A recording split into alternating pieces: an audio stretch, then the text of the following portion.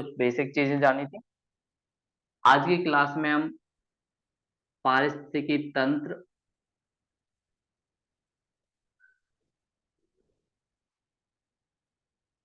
के घटक या कुछ इंपॉर्टेंट फैक्टर्स उनके बारे में जानेंगे। पारिस्थितिकी तंत्र या पर्यावरण पर प्रभाव डालने वाले कुछ इंपॉर्टेंट कारक। इसमें वही दो फैक्टर्स, पहला अजैविक कारक जिनमें जीवन नहीं होता, दूसरा जैविक कारक जिनमें जीवन होता है। इन दो आधार पे हम लोग इसको विभाजित करते हैं। अजैविक कारक जिनमें जीवन नहीं है, इसमें कुछ इंपॉर्टेंट फैक्टर्स जैसे प्रकाश, जो जीवन के लिए काफी ज्यादा जरूरी है ये, और हमें प्रकाश जो पृथ्वी पर मिलता है उसका ज्यादातर सूर्य से आता है। तो सूर्य से आने वाला प्रकाश जिसकी तरंग हमें ऊर्जा देती है, इसमें से कुछ विकिरण ऐसी हैं जो हमारे लिए आवश्यक हैं, जैसे सोलर विकिरण, लेकिन कुछ हमारे लिए हार्मफुल हैं जैसे यूवी रेस, अल्ट्रा वायलेट, ये हमारे लिए नुकसान देती है। तो कहीं ना कहीं जहां पर प्रकाश होता है वहां पर पादप और जंतु दोनों का विकास होता है। जहां पर प्रकाश नहीं होता वहां पादप और जंतु दोनों का विकास नहीं होता। जैसे जलीय तंत्र में मान लेते हैं कि तालाब है और ऊपर से सूर्य चमक रहा है, तो इस जलीय तंत्र में जहां जहां प्रकाश ज्यादा जाएगा वहां पादप और जंतु दोनों का विकास ज्यादा होगा। जहां जहां प्रकाश कम जाएगा वहां पर उनका विकास उतना धीमा हो जाएगा। तो कहीं ना कहीं इससे पता चलता है कि भाई कैसे विकास होगा। तो जो पहला जो ये जोन है, तो सबसे ऊपर वाला लेयर आपको दिखता है और किनारे वाली साइड, झील के किनारे का छिचला वाला जो भाग है जिसे हम कहते हैं वैलांचल क्षेत्र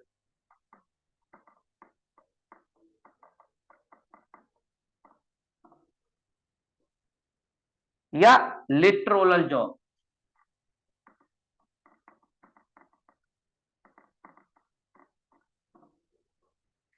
इस क्षेत्र में कुछ झाड़ियां आपको दिखेंगी। आपने भी जब तालाब देखा होगा तो वहां पे कुछ झाड़ियां होती है, तो इनका विकास आपको दिखाई देता है। इसके अलावा अगला जो जोन बीच वाले में आपको दिखाई देता है, ये वाला जोन, इसमें सबसे ज्यादा पादप का विकास होता है क्योंकि सबसे ज्यादा संसाधन भी है और लाइट का प्रभाव भी यहाँ पे पड़ता है। इस वाले क्षेत्र में जहां पर लाइट काफी ज्यादा है इसे कहा जाता है सरो जावी क्षेत्र। कई बार इनसे क्वेश्चन भी पूछा जाता है। या लिम्नेटिक जोन, जहां पर लाइट काफी ज्यादा है। तो यहां पर भी आपको पादप का विकास दिखाई देगा प्रकाश की वजह से। और सबसे लास्ट में ये जो आपको दिख रहा है डार्क जोन, सबसे नीचे बेसिन के बिल्कुल नीचे, यहां पर क्योंकि लाइट आती नहीं इस वजह से यहां पर विकास भी काफी कम होता है पादप का और जंतुओं का, गहरा क्षेत्र। डार्क जोन एक तरीके से आप कह सकते हो इसमें होता है। तो कहीं ना कहीं प्रकाश का काफी ज्यादा इम्पैक्ट पड़ता है। तो ये एक अजैविक कारक जिसमें खुद जीवन नहीं है लेकिन हमारे ऊपर प्रकाश से इम्पैक्ट पड़ता है। ऐसे ही वर्षा, अगर वर्षा नहीं होगी तो सूखा पड़ जाएगा, और वर्षा अगर ज्यादा होगी तो बाढ़ आ जाएगी। वर्षा अगर बैलेंस तरीके से रही, सामान्य तरीके से, तो जीवन आबाद भी हो जाएगा। तो वर्षा का भी काफी ज्यादा प्रभाव पर्यावरण पर पड़ता है। जहां पर वर्षा ज्यादा होती है वहां पर आपको एवरग्रीन फॉरेस्ट, सदाबहार वन मिलते हैं। जहां पर वर्षा कम होती है वहां पर आपको मरुस्थलीय वन मिलेंगे। तो वर्षा के आधार पर ही वहां की जो खेती है वो डिसाइड होती है।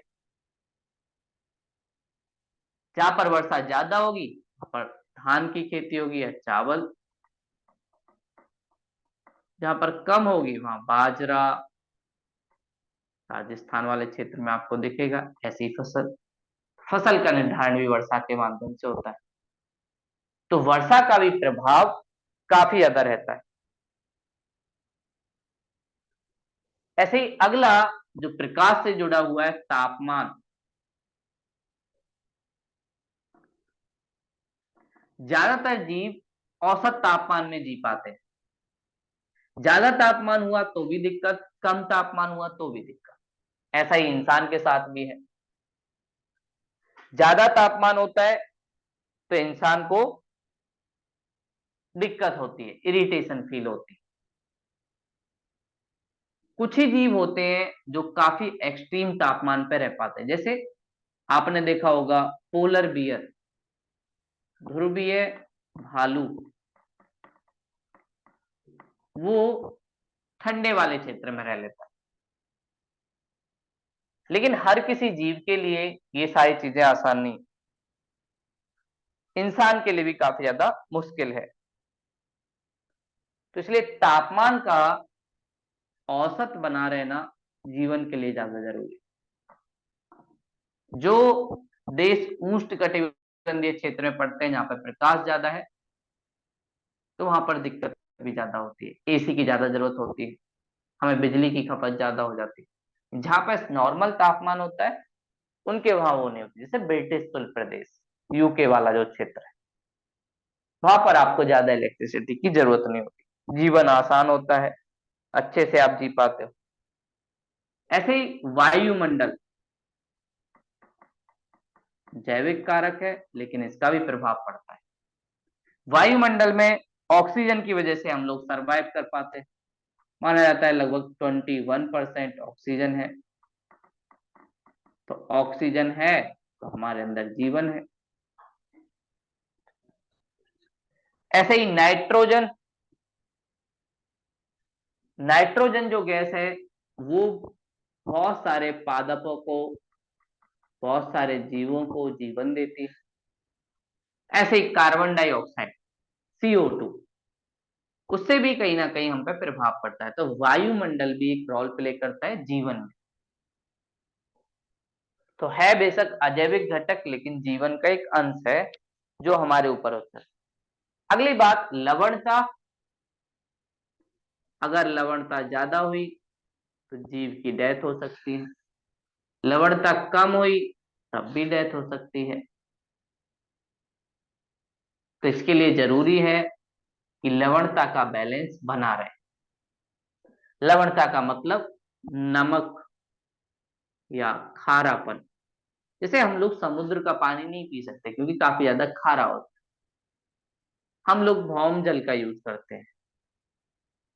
पृथ्वी पर वैसे बहुत सारा पानी है लेकिन उसमें से कुछ ही प्रतिशत पानी है जिसका यूज हम लोग अपने पीने के लिए, खाने के लिए कर सकते हैं। तो सैलिटी का भी काफी ज्यादा प्रभाव पड़ता है। इसके अलावा ऊंचाई, जैसे जैसे ऊंचाई बढ़ती है वैसे वैसे तापमान कम होता है। तो हाइट का तापमान के साथ इनवर्स रिलेशन। तो ऊंचाई बढ़ेगी तो कहीं ना कहीं तापमान कम होगा, और तापमान कम होगा तो वहां की जैव विविधता भी कम होगी। तो ये एक दूसरे से अपोजिट लिंक होते हैं। इसलिए आप देखेंगे पहाड़ी एरिया में जाओगे थोड़ा सा कम पौधे वौधे मिलेंगे, मैदानी क्षेत्र में आपको ज्यादा मिलेंगे। और सूर्य का प्रकाश भी कम हो जाता है, इसलिए लकड़ी थोड़ी सी सॉफ्ट मुलायम हो जाती है। उष्णकटिबंधीय क्षेत्र में रहोगे तो लकड़ी काफी मजबूत, काफी हार्ड होती है। तो ये सब प्रभाव भी कहीं ना कहीं पड़ता है।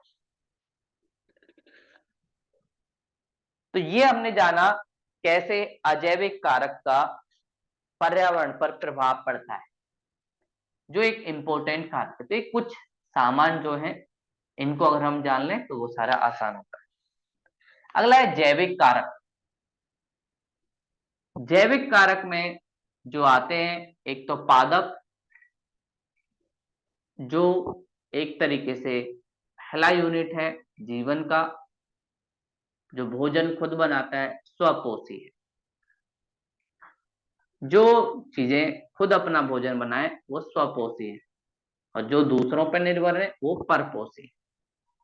जैसे इंसान दूसरी चीजों पर निर्भर, खुद अपना भोजन नहीं बना। तो जैविक कारक जिनमें जीवन होता है उसमें सबसे पहले पादप, दूसरा अलग अलग पशु या पक्षी, और सबसे लास्ट में मानव। ये तीन कारक आपको जैविक दिखते हैं। पादप जो एक तरीके से उत्पादन करता है, और इसी से खाद्य श्रृंखला शुरू होती है। इसका एक बहुत बड़ा रोल है पर्यावरण को बनाए रखने में। साथ में पादप ही CO2 को लेते हैं और ऑक्सीजन में बदलते हैं, उसमें भी पादपों का योगदान है। साथ में इन पादपों से बहुत सारे संसाधन हमें मिलते हैं, चाहे वो खाने के लिए फल हो, सब्जी हो, या लकड़ी हो। ये सारी चीजें भी हमें पादप से मिलती हैं। पादप कहीं ना कहीं वातावरण को बनाए रखने में इनका बहुत बड़ा योगदान है। चाहे वर्षा की मात्रा हो, तापमान हो, इसको भी पादप ही बनाए रखते हैं। फिर इसके अलावा पशु पक्षी जो प्रकृति के साथ मिलके रहते हैं, एक बैलेंस इनके अंदर होता है, एक खास श्रृंखला चलती रहती है कि भाई शेर हिरण को खाएगा, हिरण घास खाएगा। हिरण की संख्या ज्यादा होती है तो शेर उसको खा लेते हैं, क्योंकि हिरण अगर ज्यादा हो जाएंगे तो सारी घास खा जाएगा। इसलिए एक बैलेंस कहीं ना कहीं प्रकृति ने बनाया। और इन जैविक कारकों में जो सबसे ज्यादा महत्वपूर्ण कारक है वो है मानव। मानव के पास जो सबसे बड़ी ताकत है वो है उसका दिमाग, सोचने की शक्ति, जो ना पादप के पास है ना उन पशु पक्षियों के पास। तो मानव मस्तिष्क से बहुत सारी चीजें कर लेते, और मानव और पर्यावरण के बीच जो संबंध है वो अलग अलग समय में अलग अलग तरीके से हमें दिखता है। शुरुआत में मानव का जब ज्यादा विकास नहीं हुआ तो वो भी सामान्य पशु पक्षियों की तरह ही था, कहीं से कुछ खाता था, साथ में कुछ बिखेर भी देता था, जैसे कहीं से कुछ फल खाया फल खाने के बाद बीज बिखेर दिए। तो मानव और पर्यावरण जो संबंध है वो शुरुआत में ठीक थे, ज्यादा दिक्कत नहीं होती, दोनों आपस में काम करते थे, दोनों का जीवन सही से चल ही रहा था। तो शुरुआत में ये एक भौतिक प्राणी था जो सामान्य तरीके से जीवन यापन करता था जैसे सब कर रहे थे। लेकिन साथ में ही मानव के साथ साथ इसका समाज, इसकी आर्थिक स्थिति और फिर सबसे बड़ी तकनीक भी इसके साथ जुड़ जाते हैं, क्योंकि भौतिक प्राणी के रूप में और भी प्राणी हैं। तो समाज, इसका आर्थिक और तकनीक, इनसे कहीं ना कहीं नया चीज होता है। और मानव का जीवन जिसमें जन्म, विकास, मृत्यु, उसको कहीं ना कहीं पर्यावरण निर्धारित करता है। धीरे धीरे मानव इनके साथ अपने आप को अनुकूल करता गया और अपने दिमाग की ताकत पर कुछ नई नई चीजें करता गया। प्राचीन काल में सामान्य होता था कि ये कुछ चीजें ग्रहण करता था, कुछ चीजें देता था। जैसे हमने देखा कि भाई फल ग्रहण किया, फल के बीज बिखेर दिए, तो बहुत सारे पेड़ बन गए। तो अदर पशुओं की तरह या अदर एनिमल की तरह मानव का भी था। लेकिन धीरे धीरे मानव को समझ आने लगा कि भाई पर्यावरण के कारक, इनका यूज मैं कैसे अपने जीवन को और अच्छा करने के लिए कर सकता हूं। ये सारी चीजें मानव के साथ होने लगी और फिर वो पर्यावरण के चीजों का यूज करते करते पता ही नहीं चला कैसे वो परिवर्तन करते चला गया, और इतना परिवर्तन किया कि धीरे धीरे जो पर्यावरण है उसका रूपांतर करता, या आप कह सकते हो मॉडिफायर,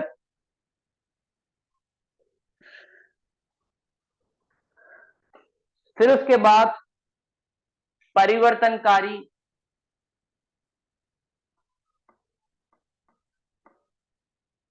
चेंजर, चेंज करता गया। जैसे उसने जंगल काटे, खेती का विकास कर दिया, धान की फसल हो रही है।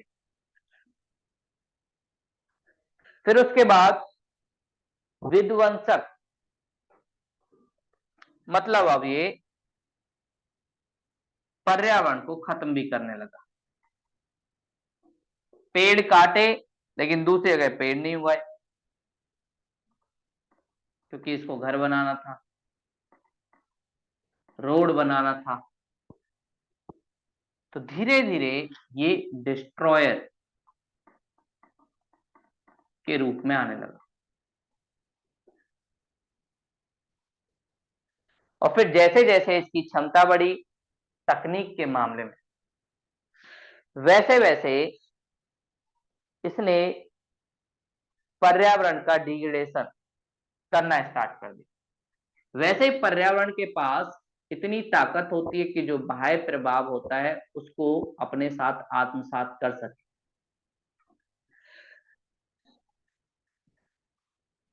प्राकृतिक कारक इतने मजबूत होते हैं से नदी के पास ये ताकत है कि वो अपने पानी को स्वच्छ कर सके। बाह्य कारक से नदी में आप देखेंगे जो भी पॉल्यूटेड वाली चीजें होंगी उनको किनारे कर देती है, तो बाह्य कारक के प्रभाव को कम कर देता है। लेकिन जब बाह्य कारक काफी ज्यादा खतरनाक स्तर पर बढ़ने लगे, कि इंसान जंगल इतने ज्यादा काटे जितनी जल्दी जंगल बने ना। तो बाह्य कारक का प्रभाव ज्यादा हो प्राकृतिक कारक से, उसी को हम कहते हैं पर्यावरण का अवनयन। अवनयन मतलब डिग्रेडेशन। अब पर्यावरण खत्म होता जाए, पेड़ काटते गए, धीरे धीरे पेड़ खत्म होते गए। तो इस स्थिति में मानव आ गया और उसने पर्यावरण को धीरे धीरे खत्म करना स्टार्ट कर दिया। हमें इस अवनयन में भी कुछ चरण दिखाई देते हैं, कैसे मानव के और प्रकृति के संबंध चले। तो इन्हें आप 4 चरण में देख सकते हैं। मानव प्रकृति के जो संबंध हैं या मानव पर्यावरण के संबंध हैं, इन्हें हम 4 चरण में देख सकते हैं।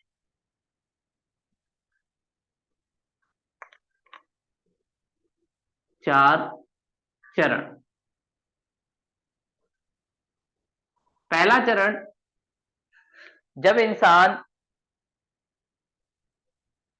आदि मानव हुआ करता था, आदिम मानव जंगल में रहा करता था, साथ में आखेट, जिसे आप कह सकते हो शिकार,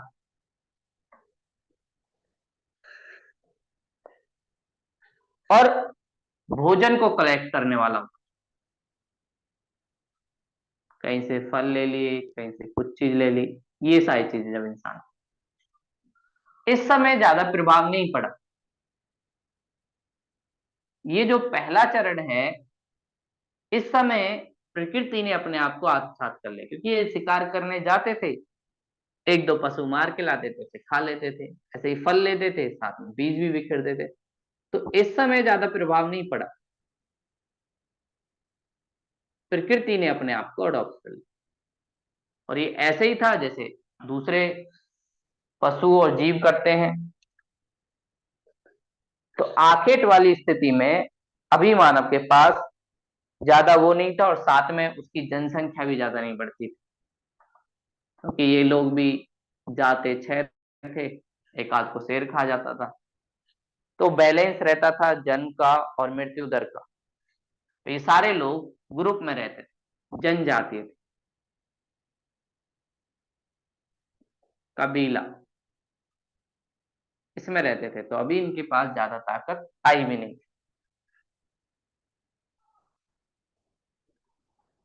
फिर मानव ने सोचा, जंगल में जाते हैं, कई बार एक आध की मौत भी हो जाती, क्या कोई ऐसा साधन नहीं है कि जिससे हमें जंगल जाना ना पड़े और खाने की आपूर्ति हो जाए।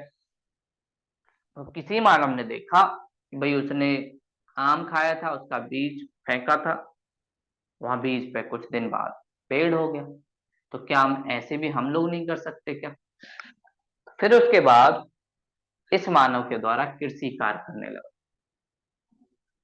कृषि कार्य हुआ, एक ही जगह भोजन मिलने लगा, भोजन मिलने लगा तो बस्तियां बनने लगी। पहली जो बस्तियां थी परमानेंट नहीं होती थी, अलग अलग जगह चेंज होती थी, अस्थायी होती थी। लेकिन अब स्थायी बस्ती, और खेती से काम होने लगा। खेती से भी काम जब हुआ, इससे भी ज्यादा परिवर्तन नहीं हुआ, उल्टा मानव ने भी योगदान दिया प्रकृति में कृत्रिम तरीके से पारिस्थितिकी तंत्र को बनाने में। फसल पारिस्थितिकी तंत्र, उस पर भी बहुत सारे जीव निर्भर थे। ये सारी चीजें उसने की। फिर मानव को लगा कुछ पशुओं को पालना चाहिए, पशुपालन से कुछ हमें खाना मिलेगा, मीट मिलेगी, साथ में इनका यूज किया जा सकता है ट्रांसपोर्ट में भी। तो पशुओं का पालन किया गया, एक तो खाने के लिए मीट, दूध, दूसरा परिवहन के लिए, तीसरा जुताई, खेत की जुताई के लिए बैल का यूज किया। ऐसे इंसान ने स्टार्ट कर। इस समय भी ज्यादा प्रभाव नहीं पड़ा था। इन सबसे लास्ट में जब प्रभाव पड़ा वो है जब तकनीक, विज्ञान एवं तकनीक की दुनिया आई, जब इंसान ने कुछ नए आविष्कार किए। जैसे उसने आग का आविष्कार किया अपनी सुरक्षा के लिए। जब भी कोई बड़ा खतरनाक चीज आती थी तो इंसान जंगल के चारों तरफ आग लगाते थे। अपने भोजन पकाने के लिए आग का यूज किया जाने लगा। आग के आविष्कार ने बहुत सारी चीजों को परिवर्तित कर दिया और इंसान को वो ताकत दे दी कि वो पर्यावरण को चेंज कर सके। ऐसे ही उसे पहिया मिला जिसके द्वारा वो ज्यादा सामान एक जगह से दूसरी जगह लेके जा सकता है। इससे इंसान की थोड़ी इच्छा भी ज्यादा बढ़ी, लालच बढ़ने लगा। फिर उसे लोहा मिला, लोहा के बहुत सारे हथियार, साथ में जुताई के लिए हल, ये भी बनने लगे और गहरी जुताई होने लगी तो उत्पादन भी बढ़ने लगा। इसके बाद धीरे धीरे इंसान नई नई चीजें करता गया और इन नई नई चीजों की वजह से, विज्ञान और तकनीक की वजह से प्रभाव भी ज्यादा डालता गया। फिर प्रभाव इतना ज्यादा हो गया कि वो ज्यादातर संसाधन अपने यूज करने लगा और इसका प्रभाव सबसे ज्यादा जो दिखाई देता है 18वीं सदी में 1750 के आसपास, औद्योगिक क्रांति। मानव अब कपड़े बुनने लगा, हाथ से नहीं, मशीनों से। मशीनों का उपयोग किया जाने लगा और इससे कहीं ना कहीं पर्यावरण पर प्रभाव बढ़ने लगा। फिर जो मानव था, जो आम पशु पक्षियों की तरह था, वो उसकी ताकत उससे ज्यादा बढ़ गई, कंट्रोल करने लगा चीजों। और इसके बाद बहुत ज्यादा वायु प्रदूषण, जल प्रदूषण, जो अजैविक कारक थे उन पर भी प्रदूषण होता गया। धीरे धीरे इच्छा बढ़ती गई, लालच बढ़ता गया तो संसाधनों का दुरुपयोग भी बढ़ने लगा। तो मानव ने ऐसे करके विज्ञान और तकनीक की दुनिया से अपने आप को जोड़ दिया। ये विज्ञान और तकनीक की दुनिया वैसे अच्छी थी लेकिन इसका प्रभाव काफी ज्यादा पड़ा। और यहीं से बात आती है प्रभाव। पहला, मानव पर पर्यावरण का।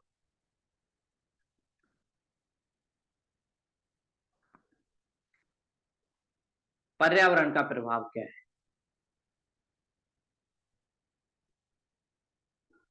क्योंकि हम लोग जिस क्षेत्र में रहते हैं, जहां भी रहते हैं, तो हमारी परिस्थितियों को कहीं ना कहीं पर्यावरण डिसाइड करता है।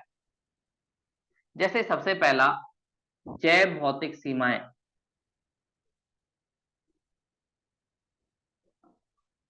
ये हम पर पर्यावरण लगाता है। जैसे मौसम और जलवायु। जलवायु, मानव ना तो ज्यादा तापमान अधिक, ना तापमान काफी कम झेल सकता है, उसको औसत चाहिए।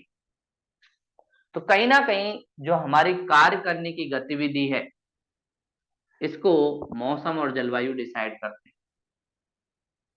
ज्यादा सर्दी होगी तब भी हम कार्य कम करेंगे, ज्यादा गर्मी है तब भी हम कार्य कम करेंगे। सामान्य मौसम होगा तो हम कार्य ज्यादा करेंगे।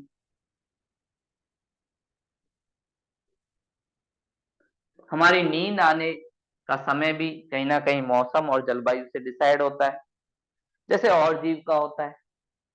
जब ज्यादा वर्षा होगी या मौसम हमारे अनुकूल नहीं है तो हम थोड़ा सा शांति तरीके से रहेंगे और अपने काम को शांति के तरीके से करने की कोशिश करेंगे। इसलिए कहीं ना कहीं पर्यावरण हमें रोकता है।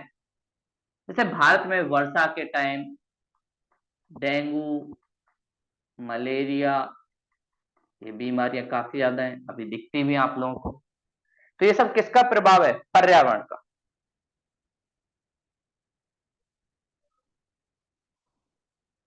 ऐसे ही हमारी जो खेती है वो भी डिसाइड होती है पर्यावरण के द्वारा। हमें कौन से समय में कौन सी फसल उगानी है ये हम नहीं, पर्यावरण डिसाइड करता है। बरसात ज्यादा होगी तो हम चावल की उगा लेंगे, सर्दी होगी तो हम गेहूं उगा लेंगे। ये सारी चीजें जैव भौतिक सीमाएं हैं। साथ में पर्यावरण हमारा व्यवहार का भी नियंत्रण करता है। जो हमारा व्यवहार है उस पर नियंत्रण। जैसे जिस क्षेत्र में तापमान अधिक होगा उस क्षेत्र के लोग उन चीजों से बचेंगे जिनसे शरीर का तापमान बढ़ता है।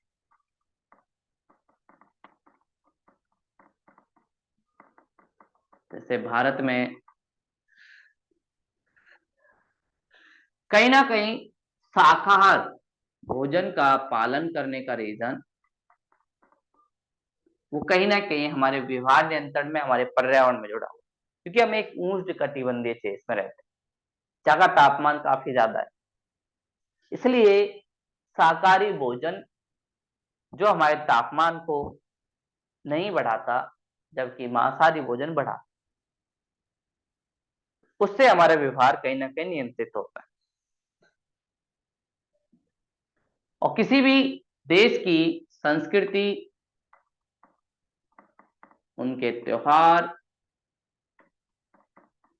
परंपरा, वो सब भी पर्यावरण के द्वारा नियंत्रित की जाती है। अगली बात, संसाधन। जैसे संसाधन होंगे वैसे मानव का विकास होगा। प्रकृति में हर जगह हर कोई संसाधन नहीं है। जैसे तेल, गैस, ये आपको गल्फ जो कंट्री है उनमें ही दिखाई देती है। तो इन कंट्रियों में बहुत सारे लोग तेल गैस के क्षेत्र में काम भी करते हैं और हम लोग भी आयात करते हैं। तो संसाधनों का डिस्ट्रीब्यूशन भी जो पर्यावरण में है उससे हमारा जीवन, जैसे जल, जितना भी नगरीकरण हुआ, चाहे सिंधु घाटी नगरीकरण हो, वो जल के पास हुआ, सिंधु नदी के पास। अभी भी भारत का जो चौथा नगरीकरण चल रहा है वो कहाँ हुआ? गंगा और यमुना द्वाब में, मैदानी क्षेत्र। तो इस आधार पर संसाधन की सुलभता भी कहीं ना कहीं हमारे जीवन को डिसाइड करती। तो कहीं ना कहीं अंतरराष्ट्रीय विवाद हो, अंतरराष्ट्रीय मेल हो, संबंध हो, वो भी प्राकृतिक संसाधन पर निर्धारित होते हैं। अगली बात आती है कि भाई मानव ने पर्यावरण पर प्रभाव क्या डाला। ये तो हमने देखा पर्यावरण ने मानव पर क्या डाला। अगली बात, पर्यावरण पर मानव ने क्या डाला।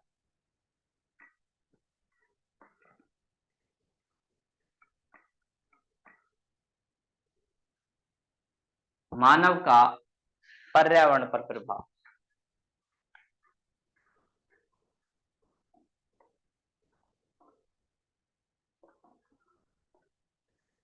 ये कैसे? तो हम बहुत सारी गतिविधियां करते हैं, उनसे प्रभाव पड़ता है। सबसे पहले खनन,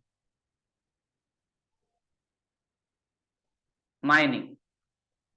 इंसान ने खनन स्टार्ट किया, जमीन खोद के बहुत सारे संसाधन निकाले और संसाधन का उपयोग हथियार बनाने में, औजार बनाने में किया।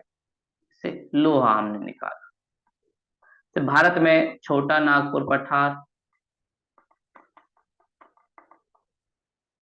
उस क्षेत्र में काफी ज्यादा खनन गतिविधि होती है। तो तो खनन गतिविधि से जो भी हम संसाधन निकालते हैं, लेकिन साथ में ही वहां के जो पर्यावरण है उस पर भी प्रभाव पड़ता है। जंगल काटे जाते हैं, वहां का जो जल है उस पर भी प्रभाव पड़ता है, वहां का वायु जो है उस पर भी प्रभाव पड़ता है। तो ये खनन गतिविधियों के द्वारा मानव कहीं ना कहीं प्रभाव डालता है पर्यावरण पर। साथ में जैसे जैसे हमारा विकास हुआ, तो औद्योगिकरण हुआ, और इस औद्योगिकरण इंडस्ट्रियलाइजेशन का भी प्रभाव कहीं ना कहीं मानव ने डालना स्टार्ट किया, जिसमें सेकेंडरी क्षेत्र निर्माण, बड़े बड़े घर, साथ में बहुत सारी चीजें जो हम लोग कंज्यूम करने लगे, चाहे सॉफ्ट ड्रिंक हो, चाहे पिज्जा बर्गर हो, ये सारी चीजों का प्रभाव भी कहीं ना कहीं पर्यावरण पर पड़ता है। और इससे हम लोग कहीं ना कहीं वायु से लेकर जल, जल से लेकर जमीन, इस प्रदूषण को बढ़ाते हैं। कुछ केमिकल ऐसे डाले जाते हैं, जैसे आपको सबसे बढ़िया एग्जांपल अभी दिखता है औद्योगिकरण का प्रभाव दिल्ली एनसीआर में, ताकि वायु काफी ज्यादा खराब हुई पड़ी। तो ये औद्योगिकरण के प्रभाव की वजह से ही हुआ है। फिर आगे चल के इंसान ने आधुनिक कृषि का विकास किया, भारत में भी हरित क्रांति आई, जिसके साथ साथ हम लोगों ने कुछ कीटनाशक का उपयोग किया, और ये कीटनाशक कई बार उन जीवों को भी मार देते हैं जो हमारे लिए लाभकारी हैं, साथ में पर्यावरण के लिए भी फायदेमंद है। तो कृषि के विकास से हमने बहुत ज्यादा जंगल काटे, जंगल काटने के बाद वहां पर खाद उगाया, जमीन को सिंचाई दिया, तो उससे भी पर्यावरण पर कहीं ना कहीं प्रभाव पड़ा। फिर उसके बाद शहरीकरण, जो आज के समय सबसे ज्यादा हो ही रहा है। इस शहरीकरण की वजह से एक ही क्षेत्र में बहुत सारी जनसंख्या आने की वजह से संसाधनों का काफी ज्यादा दोहन होता है। जनसंख्या किसी क्षेत्र में काफी ज्यादा हो जाती है, और फिर संसाधन पर दबाव पड़ता है। चाहे हम सड़क बनाएं, रोड बनाएं, हॉस्पिटल बनाएं, इन सारी चीजों से पर्यावरण पर प्रभाव पड़ता है। सबसे ज्यादा प्रभाव आधुनिक प्रौद्योगिकी, या आप कह सकते हो आधुनिक तकनीक, जैसे अभी जो तकनीक चल रही है 4.0 वाली, जिसमें आप रोबोट, ड्रोन, साइबर, डिजिटल दुनिया, इसको आप देखते हो, तो इन आधुनिक तकनीक से और ज्यादा प्रभाव पर्यावरण पर पड़ने लगा है। तो इसकी वजह से जलवायु परिवर्तन, कहीं पर बहुत ज्यादा बारिश, कहीं पर सूखा, ये हमें देखने लगा है। जलवायु परिवर्तन, कहीं पर काफी ज्यादा सूखा, साथ में ओजोन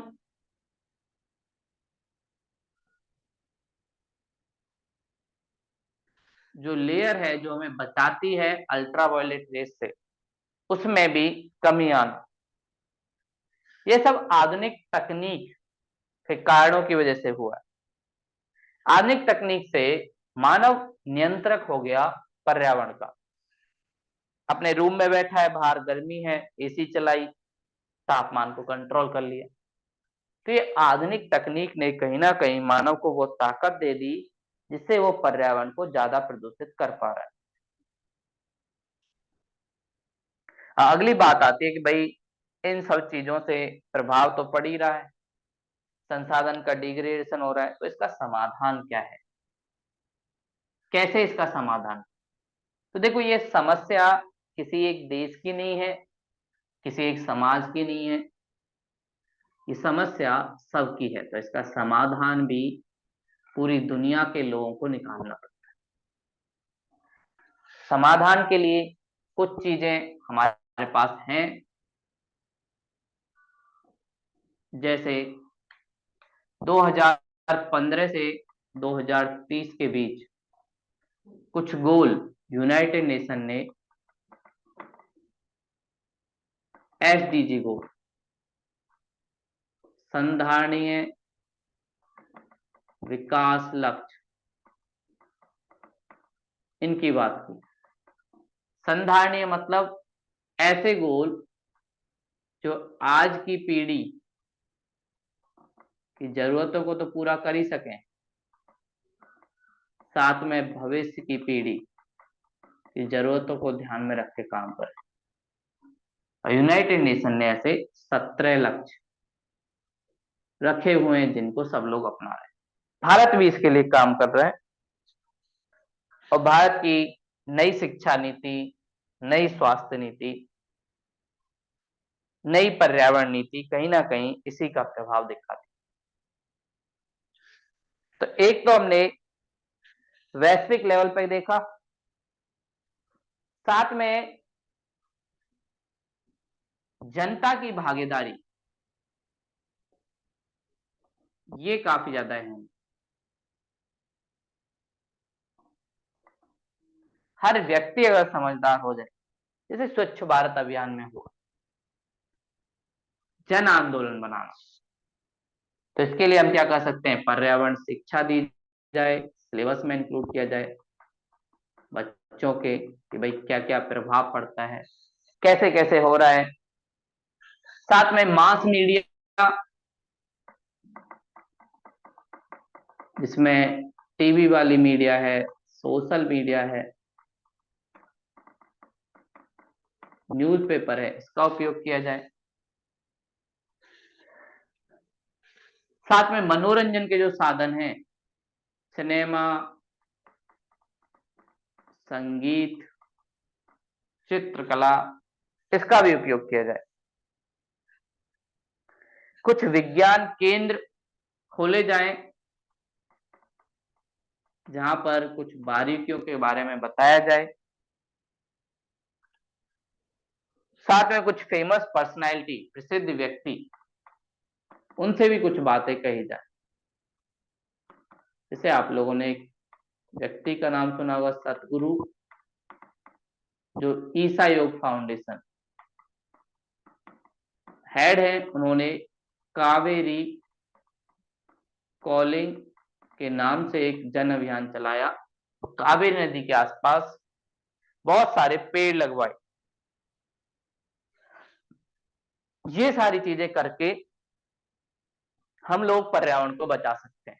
साथ में तकनीक, जो तकनीक पर्यावरण को खराब करती है वो अच्छा भी कर सकती है। ऐसी तकनीकों का विकास जिससे ज्यादा से ज्यादा पेड़ लगें, कम क्षेत्र पर ज्यादा उत्पादन हो जाए, जिससे हमें ज्यादा संसाधनों की जरूरत ना पड़े। जैसे सिंचाई में बूंद बूंद सिंचाई का उपयोग, जो कि बाढ़ सिंचाई से कहीं ज्यादा अच्छा है। ऐसी सिंचाई के साधनों का उपयोग किया जाए, और जहां पर जो फसल प्राकृतिक रूप से होती है उसी फसल का उपयोग किया जाए, जिसे आजकल हम जैविक खेती के नाम से भी जानते हैं। जैविक खेती पर बल दिया। साथ में हम लोग जो विनिर्माण कर रहे हैं, मैन्युफैक्चरिंग, उसमें भी ध्यान दिया जाए।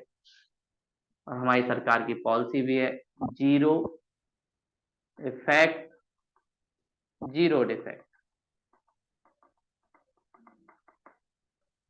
प्रभाव भी जीरो होगा और डिफेक्ट भी जुड़ा है, रिसाइकिल पुनर्चक्रण पर ज्यादा जोर दिया जाए। बोतल है उसका पुनर्चक्रण किया जाए, उससे कहीं ना कहीं संसाधन को हम बचा सकते हैं। और भी बहुत तरीके हैं जिनके द्वारा हम बना सकते हैं। सबसे बेस्ट तरीका पेड़ लगाना ही है। जितना ज्यादा वन लगाएंगे उतना ज्यादा हमें फायदा होगा और बैलेंस रहेगा।